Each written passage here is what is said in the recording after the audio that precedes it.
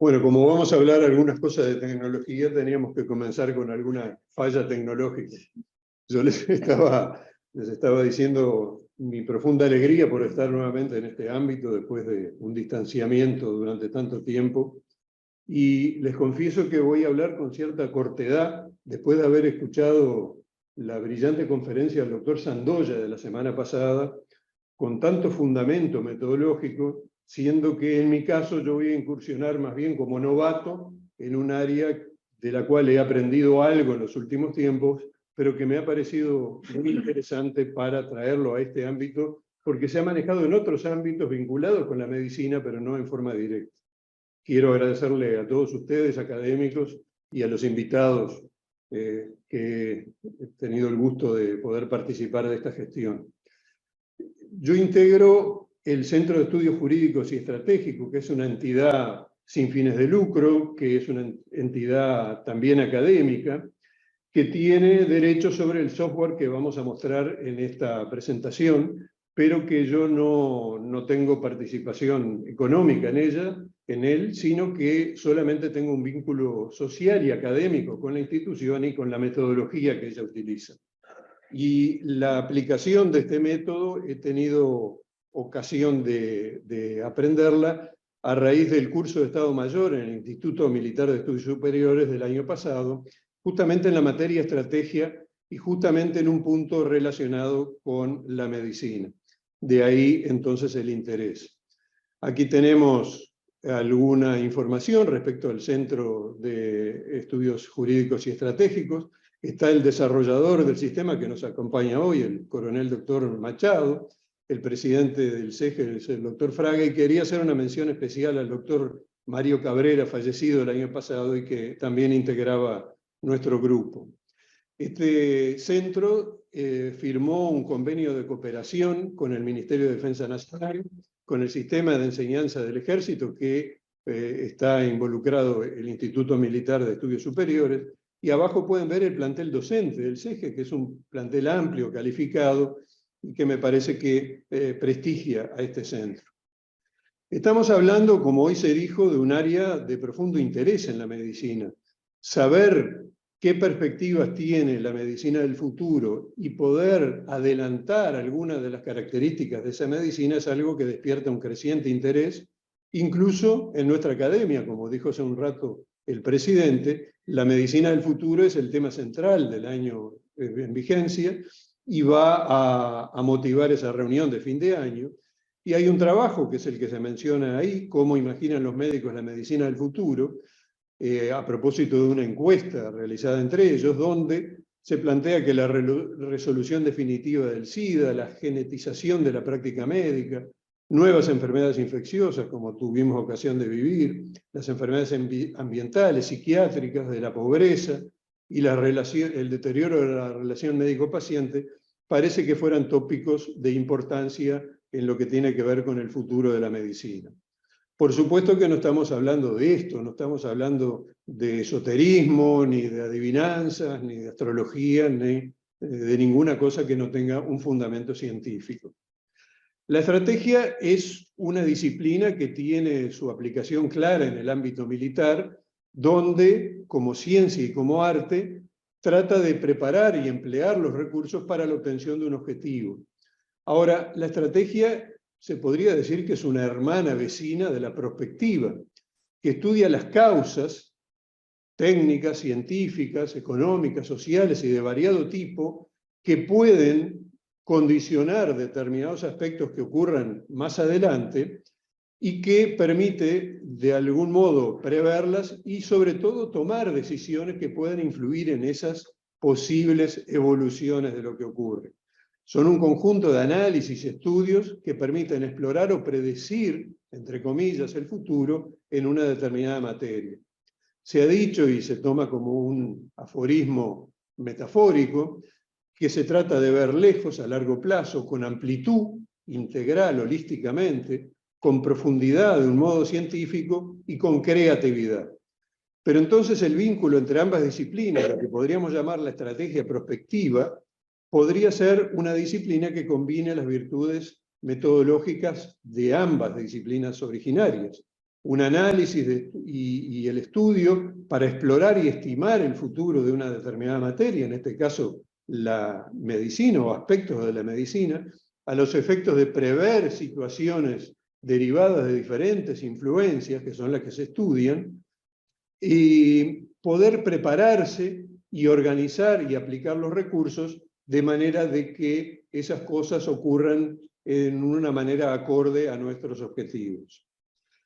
Ver lejos, ver detrás de la colina, una pequeña digresión histórica, es lo que ocurrió con Napoleón en la batalla de Waterloo. No supo ver que detrás de la colina estaba el grueso de las fuerzas de Wellington aguardando, y se basó solamente con la apariencia, con lo que él podría ver por delante. Aquí en azul están las fuerzas napoleónicas y acá está la colina, y detrás estaba el grueso de las fuerzas de Wellington, que cuando las detectó Napoleón ya era demasiado tarde para él. Yo podría agregar por fortuna, pero eso es una cuestión personal. Bueno, acá vamos a aplicar una herramienta, que es el sistema de Aldebarán. Es una herramienta metodológica de análisis racional de determinadas variables y de cómo ellas afectan a determinados factores, subfactores e indicadores. A posteriori del estudio se vinculan estos factores con diferentes indicadores que componen ese ambiente estratégico que ha sido considerado a priori como de interés para ser estudiado. Este sistema nos posibilita considerar, estimar, ponderar ese tipo de factores, de diferentes factores, tratar de estimar las consecuencias y repercusiones que la evolución de esos factores podrían acarrear y tomar acciones en el sentido de favorecerlos o neutralizarlos dentro de lo posible. Esta denominación metafórica del procedimiento tiene que ver con la investigación, con la luz, con la visión lejana. Sabemos que Aldebarán es la estrella más brillante de la constelación de Taurus, 125 veces más luminosa que el Sol y 40 veces más grande que él. Y a la vez es la denominación del barco, del buque prospectivo, que concretó la primera exploración ambiental y de la fauna marina en nuestra plataforma continental, de lo cual nos podrán ilustrar después allí expertos marinos con los que contamos. Así que investigación, luz, visión lejana, visión más atrás de la colina. Este método pretende complementar y brindar una alternativa a los métodos tradicionales de análisis estratégico, a la simple intuición que muchas veces aplicamos para estimar cómo podría llegar a ser o cómo prever el futuro, y entonces anticipadamente determina ciertos problemas estratégicos, pero no solo como problemas en sí, sino la planificación de las soluciones a los mismos, y a través de la gestión, cómo conducir las acciones para que los objetivos adecuados y favorables se cumplan, como decíamos hoy. Entonces, desde una situación estratégica inicial, en relación a un factor determinado, que puede ser el factor político, el económico, el sociocultural, el militar, el geográfico, el tecnológico, o todos ellos combinados, como ocurre habitualmente, se busca a través de una acción estratégica determinada obtener un efecto inmediato. Y ese efecto inmediato nos va a conducir, si todo se desarrolla como es de desear, a un efecto deseado o resultante, y a un efecto ulterior, que sería el objetivo final, que nos conduciría a una situación estratégica final que implica la solución del problema. De esta forma queda patente por qué es importante aplicar un método que nos conduzca a una visión estratégica y a mover las fichas de manera que esa visión estratégica sea conducida a través de los procedimientos que lleven a una solución. Ahora se introduce el aspecto cuantitativo del asunto. Vamos a desarrollar un poco cómo se desarrolla, cómo se configura el método. El primer paso es una cierta formulación del futuro de acuerdo a una fórmula de dos autores chilenos, Acuña y Konoff, que dicen que el futuro a construir estaría basado o podría ser determinado o presumido a punto de partida de aquello que viene ocurriendo históricamente, una tendencia o inercia que es la influencia del pasado manifestada en hechos, cosas que han ocurrido en el pasado reciente o alejado que van a tener un peso específico importante en lo que vaya a ocurrir en el futuro, junto con los eventos en curso o eventos que sobrevengan en forma imprevista. Se me ocurre en este momento pensar en la sequía, pensar en determinados movimientos o enroques políticos que hemos vivido hace poco tiempo, eventos en curso o imprevistos que de alguna manera, de una forma u otra, van a incidir. Y a su vez, los propósitos de futuro, deducibles a punto de partida de otros hechos, de otras acciones que están transcurriendo en este momento o transcurrieron hace poco, pero que constituyen una influencia de planificación o previsión a futuro. Todos estos elementos se cuantifican en un indicador general que es un total de 1 o 100%, pero habitualmente se maneja el coeficiente 1, y en ese coeficiente 1, cada uno de estos tres componentes, A, B y C, van a tener, por supuesto, un peso específico que son una fracción de ese componente. Entonces, ¿cómo se trabaja con el método? Hay una serie de etapas. Lo primero son los puntos 1, 2 y 3, determinar a través de hechos verificados, constatables, que surgen de la literatura, que surgen del conocimiento estampado en determinadas publicaciones científicas o de difusión, donde se sabe cuáles son las tendencias o inercias históricas, cuáles son los hechos pesados, importantes, que marcan una tendencia histórica. En segundo lugar, cuáles son las presentes o los eventos en curso y los propósitos estratégicos futuros, los tres componentes de esa fórmula que venimos de mostrar. Esto va a constituir, una vez hecho el manejo de estos tres componentes, en la elaboración de tendencias estratégicas posibles. Es decir, lo que ha ocurrido, lo que está ocurriendo y lo que presumiblemente ocurra, todos esos hechos configuran una suerte de tendencia hacia un determinado nuevo hecho que ocurriría en el futuro. Ahora, esas tendencias en los distintos factores están vinculadas entre sí y tienen una cierta interdependencia.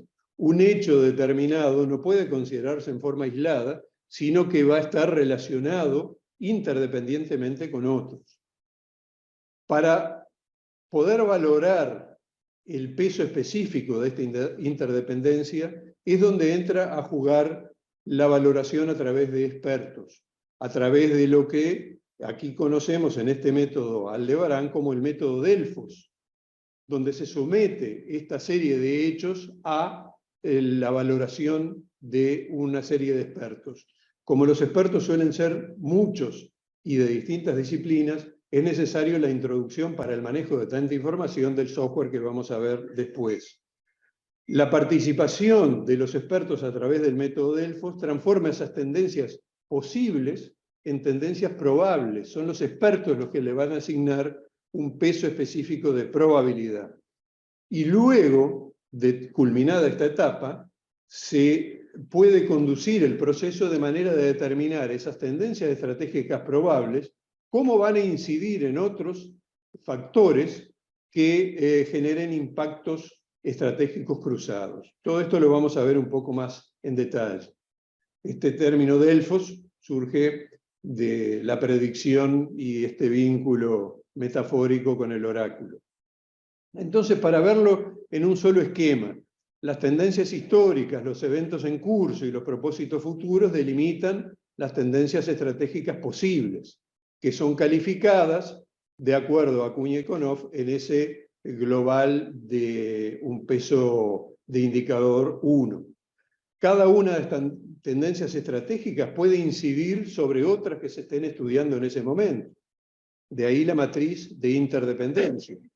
Luego se somete todo este proceso al método Delfos para que los expertos, cada uno de ellos, determine la probabilidad con que estima que puede ocurrir una tendencia estratégica posible determinada, la importancia, validez y relevancia que pueda tener en el contexto general esa tendencia estratégica posible y, lo cual es muy importante, la calificación de cada experto tal como él se percibe en el marco de lo que se está estudiando. Todo esto transforma a esas tendencias posibles basadas en esos hechos en tendencias estratégicas probables.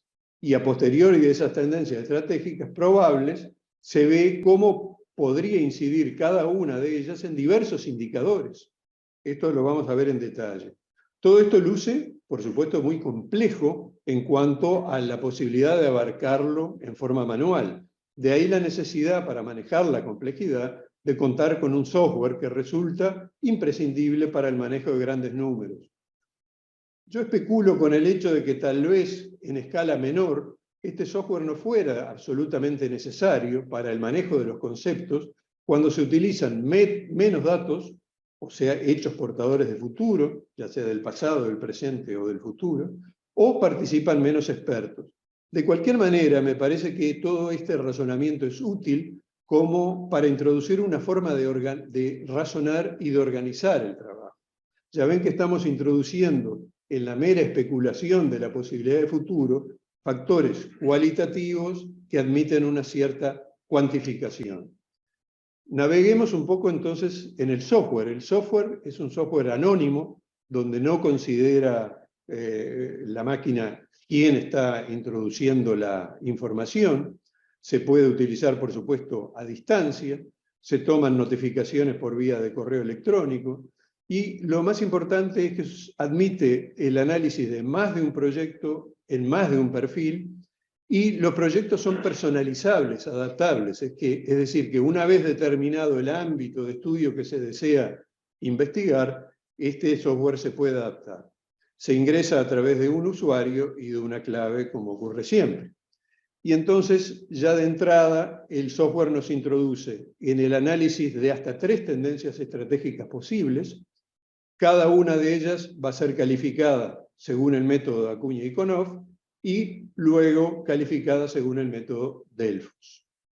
Por supuesto que hay un marco general de referencia, una redacción técnica de 7 puntos, donde se da un título al proyecto, donde se determina el área funcional o el sujeto en estudio, el espacio estratégico, que en este caso es económico, para el ejemplo nuestro pudiera ser el espacio estratégico de la asistencia médica, el plazo de concreción, que debe determinarse a priori si va a ser a pequeño, a corto, a mediano o largo plazo, qué factores o recursos deben ser activados para la concreción de este estudio o de este efecto que se va a buscar, y, como decíamos al inicio, cuáles son los efectos inmediatos, deseados y ulterior el objetivo final que se busca a través de este estudio.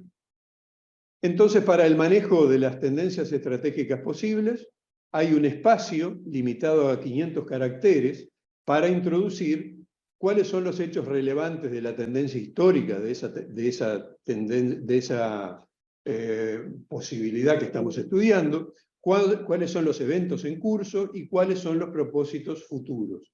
Todo esto basado en hechos, y todo en esto que, si bien es simplificado en el software por razones operativas a 500 caracteres, también se cuenta a la vez con una base de datos que cada investigador va a desarrollar en base a todos los datos de las tendencias que ha explorado, de tal manera que cada uno de los expertos que participen ulteriormente puede consultar la fuente, el origen y los detalles de la información que cada investigador ha seleccionado para poner en estos cuadrantes. A su vez, debe concluirse, por ejemplo, de la tendencia histórica, si la tendencia histórica ha sido progresivamente creciente en el mismo sentido, si ha sido progresivamente decreciente, si los hechos avalan que un determinado punto ha dejado de prestársele interés, o si es estable y continua, o si tiene un desarrollo cíclico o errático o discontinuo u otra calificación. Los eventos del presente, ¿qué hacen con lo que ocurrió en el pasado, con la tendencia histórica? ¿Los invalidan o los modifican u otra calificación? Y los propósitos futuros que se han manifestado a través de hechos, ¿le brindan una orientación alta en el sentido de seguir una continuidad en la línea del tiempo para ese objetivo, una orientación media o una orientación baja? Estas son las conclusiones de la tendencia estratégica posible. Y a su vez, finalmente, se termina adjudicándole el índice cuantitativo, que, como decíamos, tiene un total de 1 y donde, como se ve en la parte de abajo del esquema, la tendencia histórica en este caso fue catalogada como 0,40, los eventos en curso 0,40 y los propósitos futuros 0,20. Esto en cuanto al peso específico dentro de esa tendencia que el investigador atribuye al pasado, al presente o al propósito futuro. Aquí lo vemos un poco más en detalle, la tendencia estratégica posible número 1, para este usuario que ha entrado con un determinado password y que se está ocupando en un determinado factor político, económico, sociocultural, etcétera, que ha utilizado una base teórica conceptual, acá designada como un archivo Word o de otro tipo que contenga toda la información, donde ha seleccionado una cierta cantidad de hechos, donde ha concluido una determinada categoría y donde le ha atribuido un determinado coeficiente. Esto es para una de ellas y, como decíamos, el software admite hasta 3 al mismo tiempo. Aquí vemos un ejemplo donde en el ámbito de la tendencia que tiene que ver con la industria y comercio nacional para los actores privados, se sostuvo como una tendencia histórica importante, la caída sostenida en el uso de la capacidad industrial, como un evento en curso importante, la pandemia en curso, como un propósito futuro, una visión estratégica del nuevo gobierno que en este momento asumía. Se consideró que la tendencia histórica era progresiva decreciente, que se mantenía por los eventos en curso y que la orientación en el futuro era media. Y se adjudicaron esos coeficientes. Esto es un ejemplo en un área determinada por uno de los participantes investigadores que está desarrollando una tendencia estratégica posible. Acá vemos lo mismo, pero en una forma más legible, porque las capturas de pantalla tal vez no fueran tan claras, que muestran lo que acabamos de mencionar. El software también permite ver el trabajo de cada uno de los investigadores al mismo tiempo en esta presentación, en esta ventana. Permite saber el número de calificadores que existen, que están evaluando en cada momento, y saber el promedio obtenido de esos índices que un determinado investigador había catalogado como 0,40, 0,40 y 0,20, cuál es el promedio, en este caso 0,42, 0,27 y 0,31. También permite saber cuáles son las calificaciones predominantes en cada uno de estos 3 ítems, la tendencia histórica, los eventos en curso y los propósitos futuros, de manera de elaborar diagramas de barras o gráficas, como se ve acá, lo cual puede tener cierta importancia también para evaluar cómo se está procesando este procedimiento. Y tal vez lo más importante sea, a posteriori de estas tendencias posibles, saber, una vez que sean procesadas como tendencias probables, cómo van a incidir sobre determinados indicadores. Por ejemplo, la tendencia histórica sobre un determinado marco normativo, cómo va a incidir en las organizaciones no gubernamentales. Y acá se estimó, a través del software, que lo haría sustancialmente. La gobernanza de los riesgos también, pero el crecimiento del Producto Nacional Bruto sería afectado levemente, no sería afectado por esta otra tendencia estratégica probable, o sería sustancialmente afectado por esta otra. Fíjense que toda esta información, para ser manejada en forma manual, sería prácticamente imposible. Vayamos ahora un poco al terreno de la medicina, que es el que nos involucra. ¿Para qué podría servir este procedimiento y este método? Para planificar y para gestionar instituciones a nivel macro, general de la salud nacional o metropolitana o del área que se considere, o a nivel micro de una institución determinada. Entonces, el sujeto y actor estratégico, ¿cuál sería? Una entidad o muchas entidades asistenciales públicas o privadas. El espacio estratégico es el ambiente físico y sociocultural de la asistencia médica. El plazo deberá ser fijado, es el parámetro temporal que se establece convencionalmente de acuerdo a las necesidades. Los recursos activados para manejar estas tendencias van a ser recursos materiales y humanos, y el efecto esperado el efecto deberá ser catalogado, el efecto inmediato, el deseado y el ulterior. Esto que estamos mostrando es una experiencia personal, pero también hay otras experiencias aplicándose métodos similares, como de esta ficha que se ve aquí, de Intramed, donde se hizo un trabajo de cómo imaginan los médicos la medicina del futuro, y donde se aplicó un método similar. Yo encuentro que habría dos formas de aplicar el método. Uno es la incidental, puntual, la que nosotros tuvimos ocasión de aplicar, buscando la información a propósito de un tema de interés suscitado en un momento dado. Pero también sería muy importante el registro permanente y continuo de hechos portadores de futuro, de manera que cuando sea necesario elaborar un proyecto de este tipo, contemos con la base de datos de esos hechos a los efectos de poderlos manejar de una manera más diligente. También encontramos que para algunos de los programas de posgrado de la Facultad de Medicina, este método pudiera ser de interés. Por ejemplo, en el programa de especialistas de Administración en el Servicio de Salud, hay uno de los temas que es el enfoque prospectivo, que tiene un lugar en el programa. Y lo mismo en formación de la diplomatura en salud pública, hay una materia que es la planificación y gestión estratégica de las organizaciones sanitarias. Pienso yo que este procedimiento pudiera ser eventualmente introducido de alguna forma en la currícula o por lo menos tenido en cuenta. Vamos a mostrar un poco entonces la experiencia que tuvimos con la aplicación como tutores en el ámbito médico-militar, la experiencia en el Instituto Militar de Estudios Superiores, en el curso de Estado Mayor, en la materia estrategia, aplicando este procedimiento a nivel del factor sociocultural, que está incluida la salud en él, particularmente en los sectores de la salud nacional y militar y de la aeromedicina.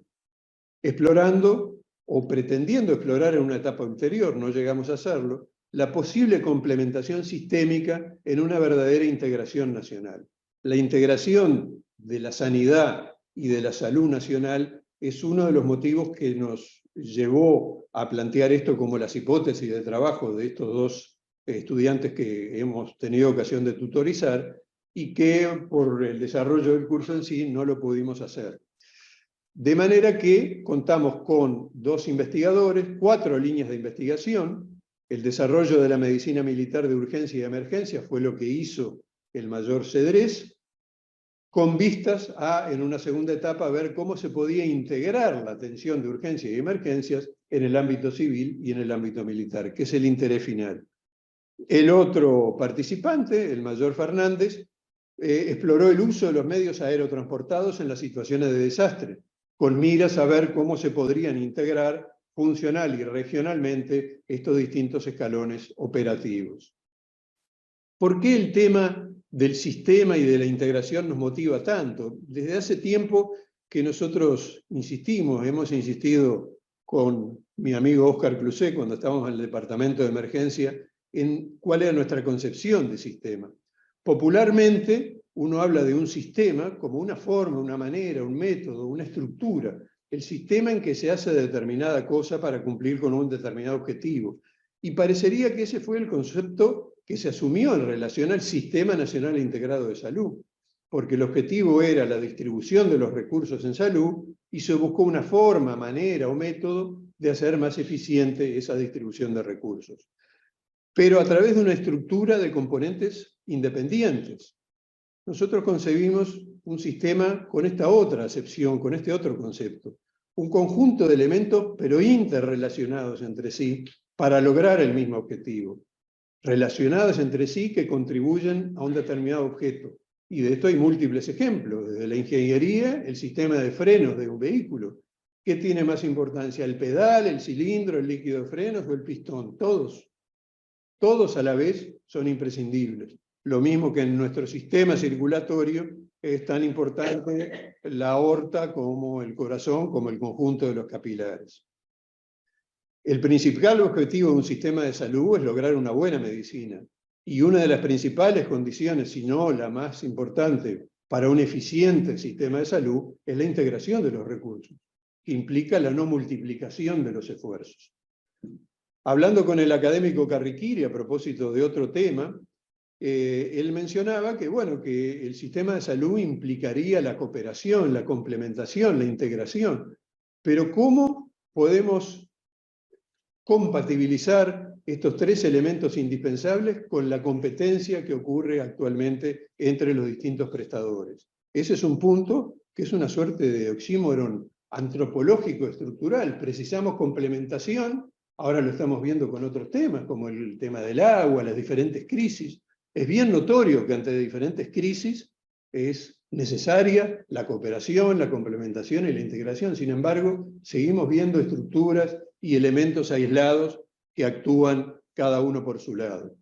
No se preocupen por ver en profundidad esto, que es imposible. Simplemente quería mostrarles el resumen del trabajo de las dos personas que yo tuve el honor de tutorizar, donde, por ejemplo, entre los hechos portadores de futuro, la tendencia histórica que el mayor Cedrés tuvo en cuenta, por ejemplo, como valor relevante, cambios demográficos en la población, aprobación del programa de formación de especialistas en emergentología, etcétera, etcétera. Una serie de cosas que habían ocurrido en el pasado más o menos cercano.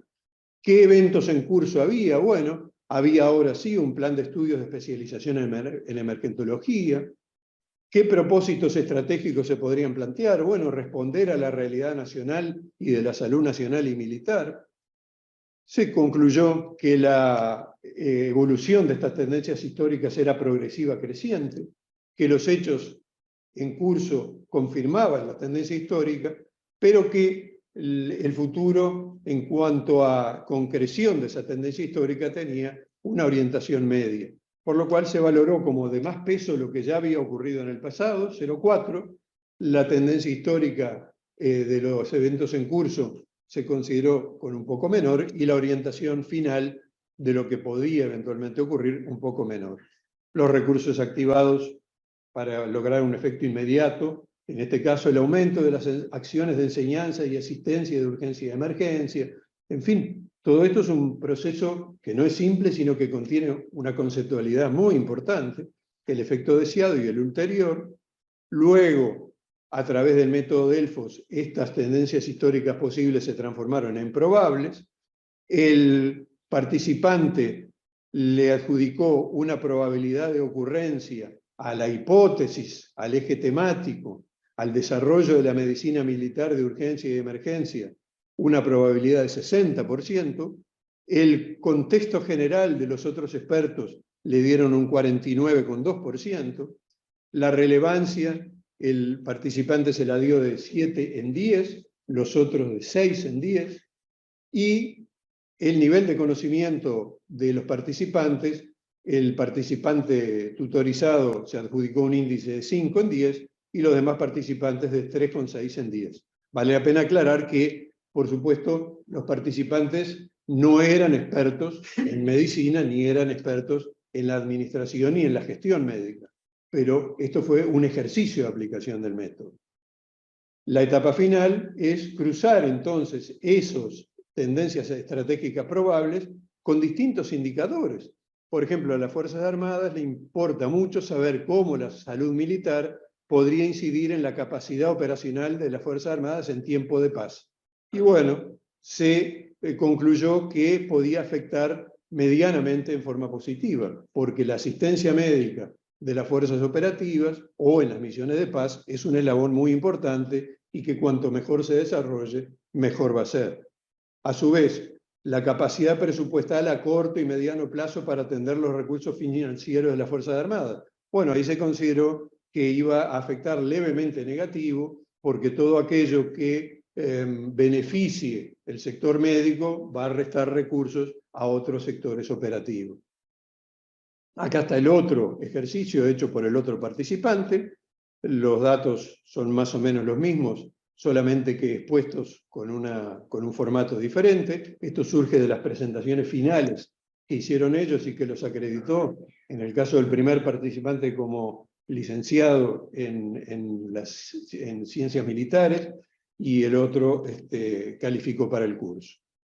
Bueno, por supuesto que la prospectiva tiene algunas limitaciones. Es un apoyo para la toma de decisiones y Por supuesto que los métodos que se utilizan pueden tener determinadas deficiencias.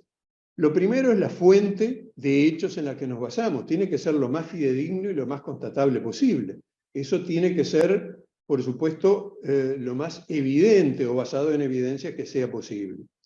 Es un abordaje cualitativo. Se está hablando de un hecho al cual después, artificiosamente, le estamos adjudicando también subjetivamente un índice de probabilidad. Es difícil tomar intervenciones consensuadas. Por supuesto, la enorme cantidad de información manejada exige, como habíamos dicho recién, un software. Y la información tiene que ser accesible, tiene que ser una información a la cual todos los expertos que estén participando en ese curso, en ese estudio, tengan la posibilidad de acceder a ellos. Recientemente yo tuve ocasión de contactar con este concepto que lo introdujo en el seno del CEGE el ingeniero Petrella, el concepto de las señales débiles. Las señales débiles son hechos poco visibles, poco trascendentes aparentemente, pero que tienen un peso específico muy importante en lo que puede ser el presente y el futuro de las acciones estratégicas. Cosas que minimizamos en un determinado momento, que vemos como una lucecita, como una llamita, pero no con la intensidad del faro que nos debería alertar, y que al no ser contempladas en forma oportuna, pueden después llevarnos a una determinada situación que no es la deseable. Se me ocurre ahora como ejemplo el tema del agua, donde hubo señales débiles alertando sobre la problemática de la disponibilidad del agua ya desde hace unos cuantos años, y sin embargo no cuajaron en esa gran luminosidad que teníamos que haber tenido. Se abren muchas preguntas. ¿Cuál va a ser el paso siguiente a todo esto? Acá estamos hablando de inteligencia natural aplicada con procedimientos artificiales de la informática. Pero ¿qué va a pasar con la inteligencia artificial? ¿Cuáles van a ser los aportes que nos va a brindar la inteligencia artificial? ¿Qué es de esperar de este aporte y cómo hacer para mantener la actividad humana en todos los procesos que tengan que ver con estas decisiones, ¿no? Si uno se pone a dejar volar la imaginación, puede llegar a una situación difícil de definir. Como conclusión, entonces, existen formas científicas de estimar con un grado aceptable de aproximación las probabilidades de hechos futuros.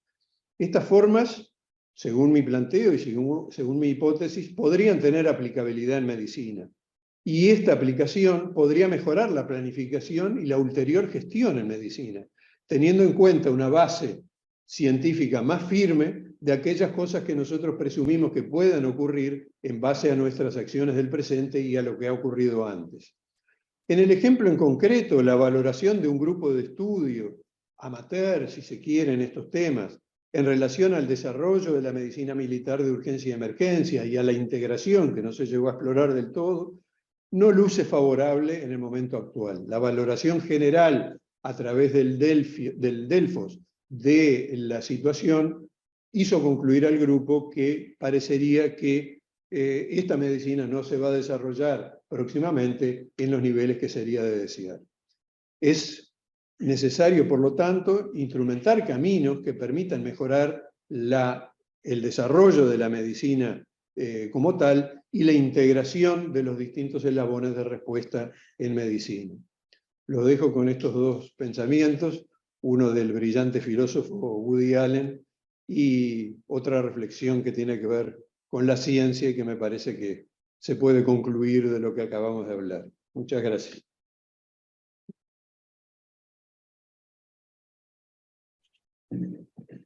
Yo de entrada querría señalar varias dificultades existentes para poder analizar en su totalidad el universo que nos presenta Augusto, en toda su complejidad, porque además se expande en distintas direcciones. Augusto a la vez nos presenta una metodología científica, una propuesta de una nueva disciplina que él llamó estrategia prospectiva. Puede incluso llegar a ser una política de Estado, y en realidad se busca que sea la base de tendencias a largo plazo y correctamente estudiadas. E incluso hasta puede ser visto algo reduccionista una propuesta meramente estratégica, porque desborda tanto el campo. Y entonces, citar estos 4 posibles líneas de desarrollo ya hace entrever que uno no va a poder avanzar demasiado hoy aquí en esto. Pero de todas maneras, yo quiero insistir en algunos elementos conceptuales. El primero ya fue señalado, el futuro como oportunidad y la concomitancia y oportunidad de esta conferencia con respecto a nuestra actividad de fin de año. Lo señalaste tú y lo señaló el presidente de la academia. Lo segundo es que parecería que el determinismo sustituye al azar o sustituye a la incertidumbre. Por lo menos como una variable que tú ubicaste muy bien como probabilística, como transformación de lo que es posibilidad en lo que es probabilidad, a través del mecanismo Aldebarán y Delphi que tú manejaste. En realidad se trata de un concepto de apariencia estadística, pero a mí me parece que para que esto tenga real impacto en la realidad, tiene que tener un entrelazamiento con la propia naturaleza del mundo real, porque de lo contrario no puede concretarse, por más que se asignen probabilidades, en algo previsible como consecuencia. Es decir, lo probable, ¿cuándo se vuelve previsible y en qué medida? Tiene que tener una interrelación con la realidad muy importante, que la dejamos como una petición de principio, porque requeriría una demostración en ámbitos muy difíciles de acceder a ellos. Además, la prospectiva parece ser, yo aprendí mucho leyendo porque de esto no sabía absolutamente nada, la prospectiva parece ser una disciplina de gestión del tiempo, en la medida que tengo que trabajar con una escala temporal, porque para reflexionar sobre el futuro tengo que tomar las lecciones del pasado y poderlas aplicar en un diseño de un paso o estrategia del presente. Y es un instrumento todoterreno. En realidad, tú hablaste de sus aplicaciones en medicina, pero prácticamente podría estar en casi cualquier estructura o área del conocimiento humano. Es además una actividad que está sistematizada, que está protocolizada, que tiene pasos a hacer y que tiene formas de verificación. Y que va a tener un nivel predictivo de exactitud creciente, tanto por el desarrollo de los Big Data, sobre el cual tú hiciste hincapié, en la medida que esto no se puede manejar sin un software de Big Data, y además de la inteligencia artificial, de la llamada inteligencia artificial. Y es además una disciplina transversal, en la medida en que corta y puede ser aplicada a cualquier área del conocimiento humano, como dijimos. Yo quería referirme en particular a una ética de la perspectiva, porque no tengo dudas que el componente ético es de fundamental importancia para que la actividad prospectiva pueda alcanzar los objetivos que se proponen. Y acá hay un problema filosófico y antropológico muy complejo, que yo me voy a limitar a plantear porque no lo sé resolver.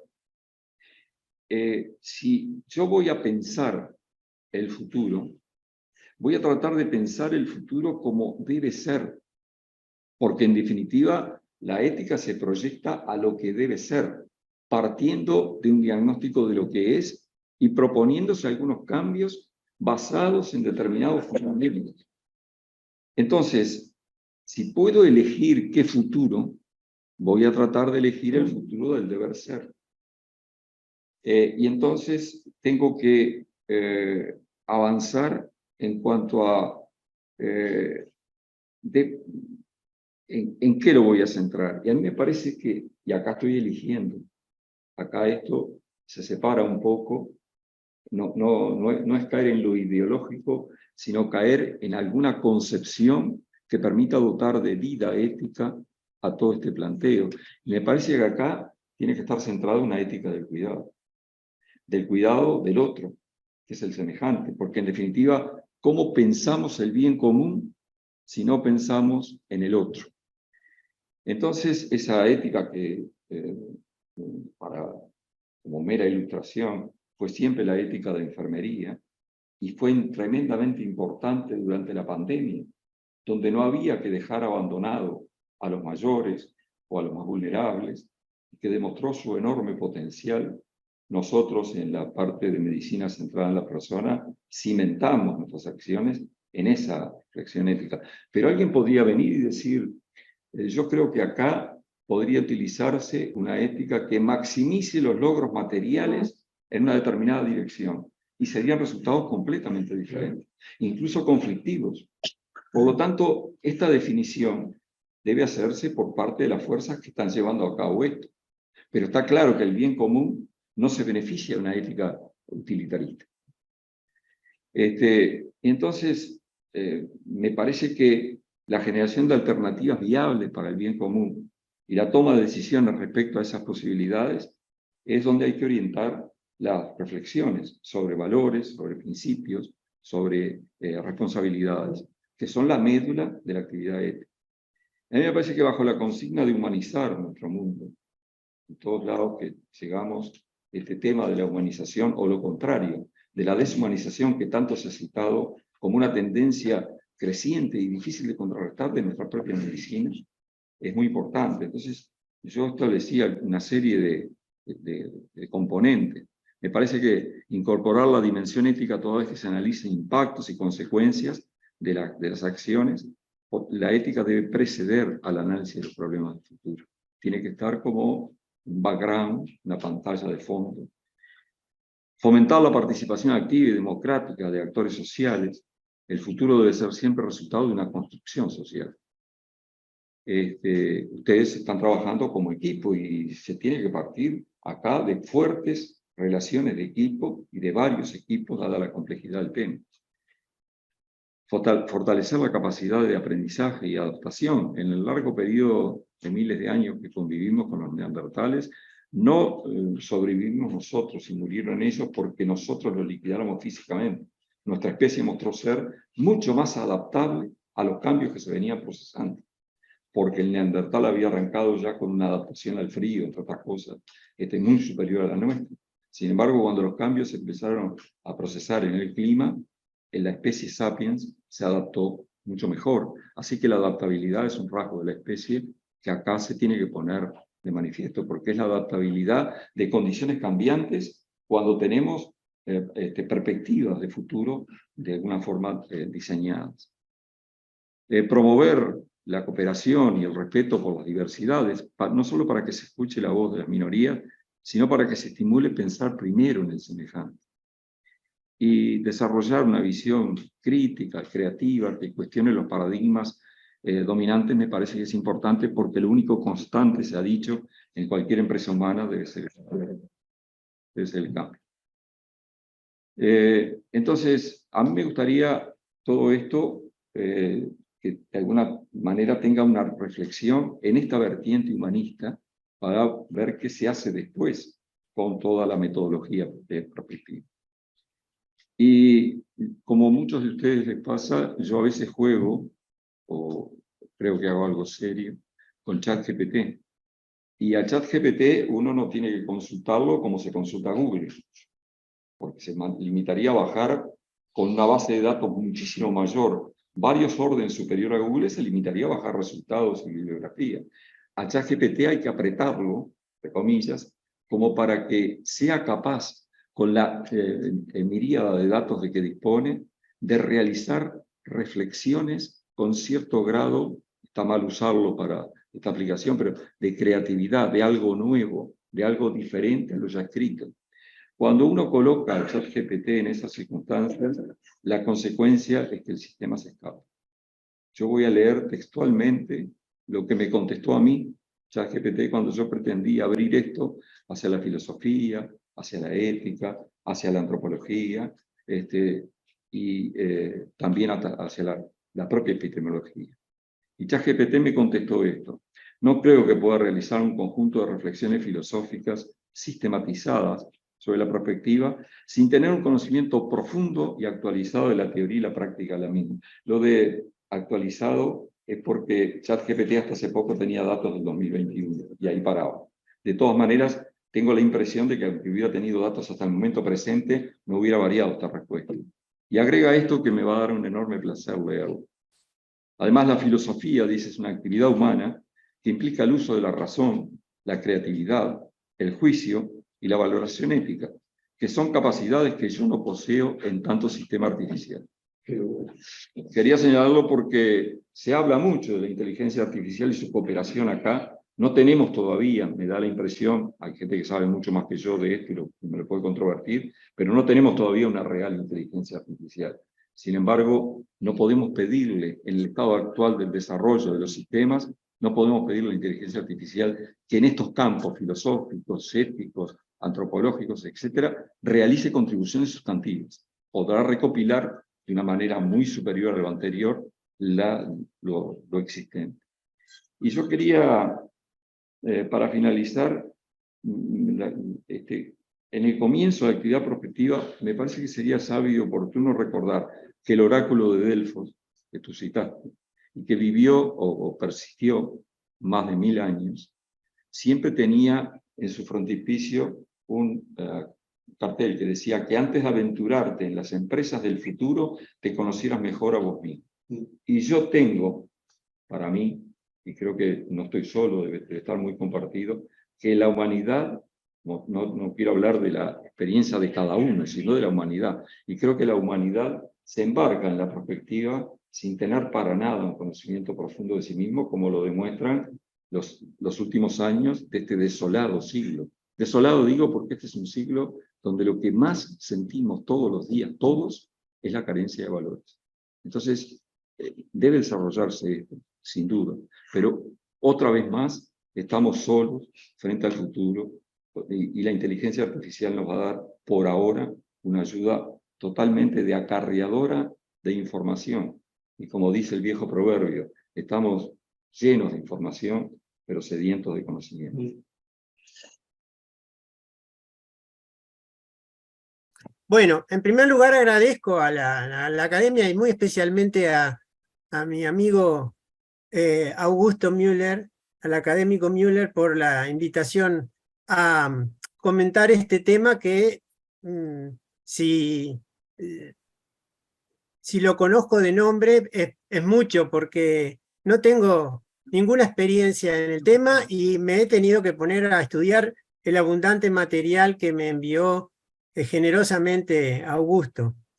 Entonces mis limitaciones en el tema vienen por el lado del conocimiento, pero también por el lado de la perspectiva que tenemos quienes actuamos en el área de la estadística, y no digo ni siquiera en carácter de expertos, pero ustedes saben que medimos variables a través de la toma de una muestra presuntamente aleatoria, y que nuestra intención es, a través de la construcción o la elaboración de un modelo determinístico, pero en el caso de la estadística, con factores aleatorios, digamos, que deben tener en cuenta la aproximación a un modelo, digamos, en este caso en extremo simple, que es un modelo lineal, entre la edad gestacional y el perímetro craneano. Y que me perdone las simplificaciones el académico Díaz, no sé yo. Y estas variaciones, naturalmente, asignadas a la multiplicidad de variables que operan y que no conocemos, no podemos controlar, digamos, en el experimento.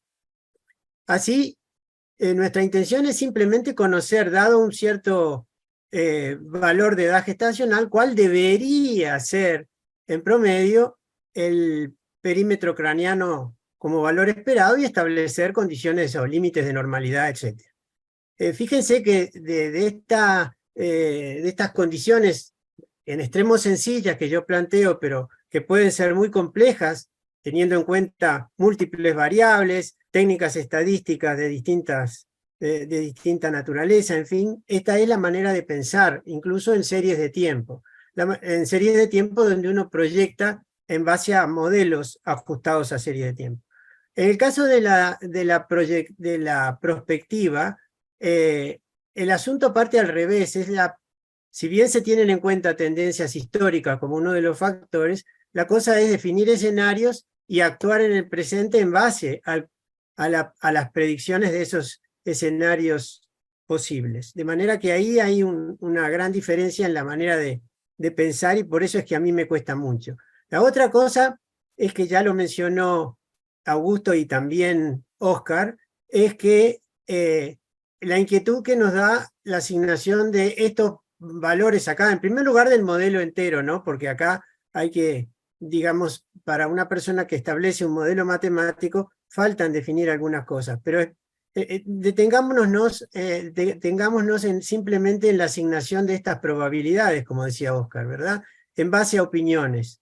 Esas opiniones dependerán de la colección de expertos que se ha seleccionado, así como estamos esclavos de la naturaleza aleatoria de la muestra en estadística. Aquí dependemos de que no sea sesgado las opiniones para establecer estos parámetros, y no tenemos reglas rígidas o claras o sólidas para establecer cómo esas, como dijo Oscar, cómo esas posibilidades se transforman en probabilidades, cómo se asignan estos valores.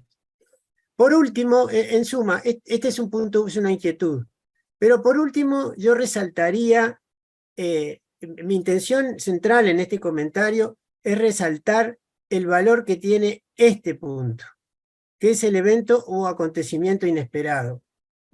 Estamos cansados, o no estamos cansados porque siempre son bienvenidos, pero si hay un hecho característico de la ciencia, son eventos, descubrimientos, breakthroughs, como se le dice en inglés, no previstos, digamos, que surgen de laboratorios cuya actividad ni siquiera tenía o necesariamente no tenía que ver con el fin que finalmente se le asigna a ese descubrimiento. Fíjense,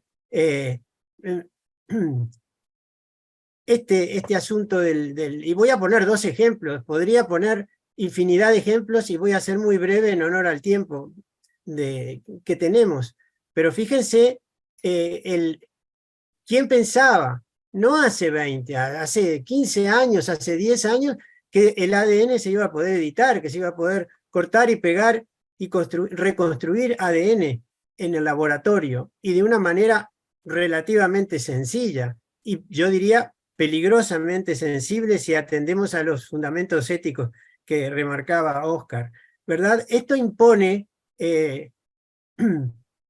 cambios, así como muchos de nosotros en cada una de nuestras áreas conocemos, cambios revolucionarios que pueden cambiar el curso de las predicciones.